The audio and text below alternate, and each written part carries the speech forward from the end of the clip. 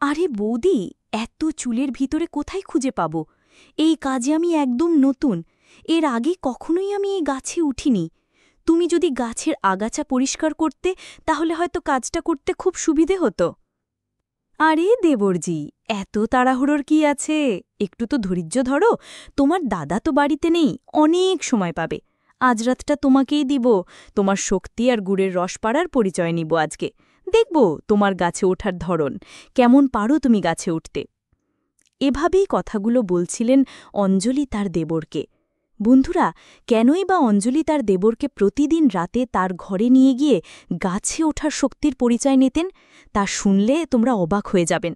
তো এই ঘটনা শোনার জন্য অবশ্যই তোমাকে পুরো গল্পটি শুনতে হবে। চলুন শুরু করি। অঞ্জলি তার ছোট্ট গ্রামীণ বাড়ির চেনা পরিবেশ থেকে বেরিয়ে এসে সেই বিশাল বাড়ির উঠোনে দাঁড়িয়েছিল। ঘরটি ছিল শহরের মতো বড়, রঙিন আলোয় আলোকিত, চারিপাশে সুগন্ধ ছড়ানো ফুল আর আতশবাজির শব্দে পুরো পরিবেশ যেন একটি স্বপ্নের মতো লাগছিল। আজকের দিনটি ছিল তার জীবনের সবচেয়ে বড় দিন, বিয়ে। তার চোখে আনন্দের সঙ্গে এক অদ্ভুত নীরব ভয়ও কাজ করছিল। ছোটবেলা থেকেই সে স্বপ্ন দেখত, ভালোবাসা, সুখী সংসার, শান্তি। কিন্তু আজ এই স্বপ্ন কি বাস্তব হয়ে উঠবে? সে জানত না। বিয়ের অনুষ্ঠানে অতিথিরা সবাই আনন্দে মেতে উঠেছিল।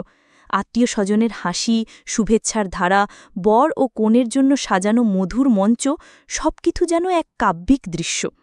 অঞ্জলি তার স্বামীকে দেখল। লোকটি ছিলেন শহরের নামি দামি পরিবার থেকে, অত্যন্ত ধনী, রুচিশীল।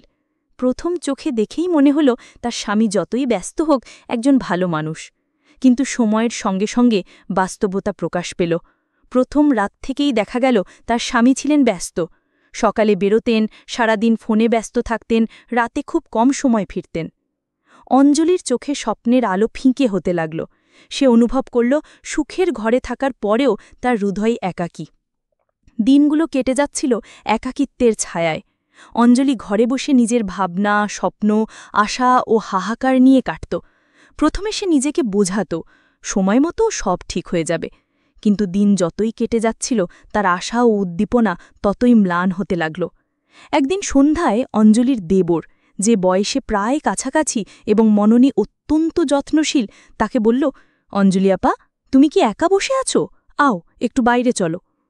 অঞ্জলি অবাক হয়ে তাকাল। কেউ কি তাকে আজ সত্যি বোঝে? সে বেরিয়ে গেল। ছাদে বসে তারা আকাশের দিকে তাকাল। আকাশে নক্ষত্রগুলো যেন তাদের কথা শুনছে, চুপচাপ তাদের অনুভূতি ভাগ করছে। আমার মনে হয় তুমি একা। তুমি ঠিক বলছ, দেবর হেসে বলল। অঞ্জলি ধীর স্বরে বলল, হ্যাঁ, কখনো কখনো মন খারাপ লাগে। আমি চাই কেউ আমাকে বুঝুক। এই কথাই দেবরের চোখে মধুর আলো জ্বলল। সে অঞ্জলির হাত ধরে বলল, আমি আছি, তুমি আর একা নও। অঞ্জলির হৃদয় প্রথমবার সত্যিকারের উচ্ছ্বাস অনুভব করল। চোখে অশ্রু, মনে হাহাকার, সব মিলিয়ে এক অদ্ভুত অনুভূতি। সে বুঝতে পারল জীবন তার কল্পনার চেয়ে অনেক গভীর, কেউ তাকে সত্যিই বোঝে। এই মুহূর্তে অঞ্জলির মনে প্রথমবার ভালোবাসার স্পন্দন বাজতে লাগল। কিন্তু এই ভালোবাসা ছিল অপরাধী, ফরবিডেন। তার স্বামী ছিল তার জীবনের আনুষ্ঠানিক অংশ। এই দ্বন্দ্বের মধ্যে তার হৃদয় দোলায়মান। একটি অংশ স্বপ্নের মুক্তি চেয়েছে, আরেকটি অংশ বাধার বুকে আটকে আছে। সেই সন্ধ্যায় তারা ছাদে বসে গল্প করল, হাসল, কখনো কখনো চুপচাপ একে অপরের চোখে তাকাল। অঞ্জলির মন বলছিল, এই মুহূর্ত আমার জীবনের সবচেয়ে নিরাপদ, সবচেয়ে বাস্তব। কিন্তু পরের দিন ঘরের বাস্তবতা আবার চোঙাপাত করল। স্বামী ব্যস্ত, ঘরে সময় কম, অঞ্জলির জন্য কেবল শূন্যতা। হৃদয় ভেঙে যাচ্ছিল, কিন্তু সেই প্রেমের স্পন্দন, দেবরের চোখের মায়া, কথা, হাসি, সে হারাতে চাইছিল না এইভাবে। অঞ্জলির জীবন একটি দ্বন্দ্বে পরিণত হল। প্রতিদিনের একাকিত্ব ও দেবরের সঙ্গে লুকানো সংযোগ।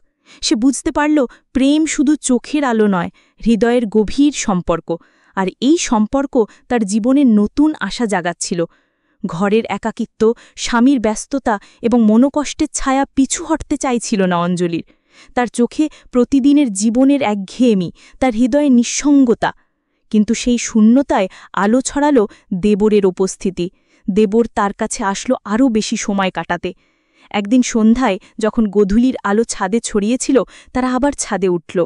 বাতাসে মিষ্টি ঘ্রাণ, দূরে গ্রামের ছোট্ট নদী এবং ধীরে ধীরে গোধূলির আভা যেন তাদের প্রেমের সাক্ষী।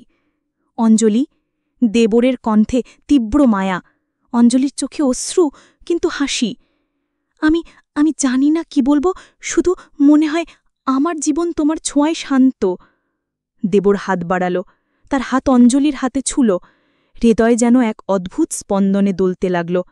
বাতাসে তাদের হাসি, চোখে চোখে চুম্বনের অঙ্গীকার। প্রতিটি স্পর্শ, প্রতিটি মুহূর্ত যেন তাদেরকে একে অপরের কাছে টেনে আনে। কিন্তু এই সম্পর্ক ছিল গোপন। তারা জানত পরিবার ও সমাজের চোখে এটি ঠিক নয়। তারপরেও তাদের হৃদয় বলছিল এটি তাদের সত্যিকারের ভালোবাসা। কয়েক সপ্তাহ ধরে তারা নীরবে একে অপরের সঙ্গে সময় কাটাল। চুপচাপ হাসি, চুপচাপ কথোপকথন, কখনো হাত ধরার আনন্দ, সবকিছুই তাদের আত্মাকে জুড়ে দিচ্ছিল। অঞ্জলির মনে প্রথমবার এই অনুভূতি, সত্যিকারের ভালোবাসা, যা শুধু চোখে নয়, হৃদয়ে স্পন্দিত হচ্ছে।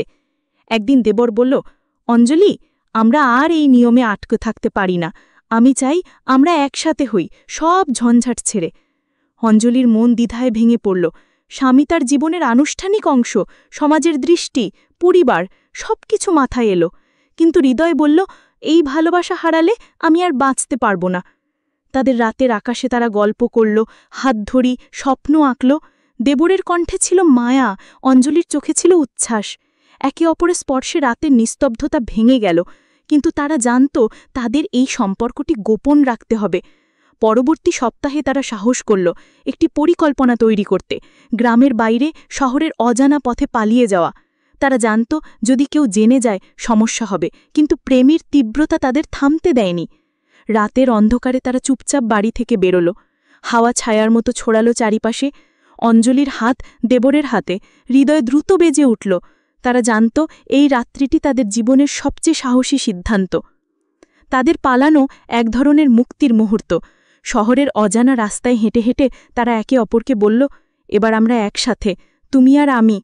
কিন্তু বাস্তবতা ধীরে ধীরে তাদের পিছু নিল। পরিবারের খোঁজ, সমাজের চাপ, সবকিছুই ছিল সামনে।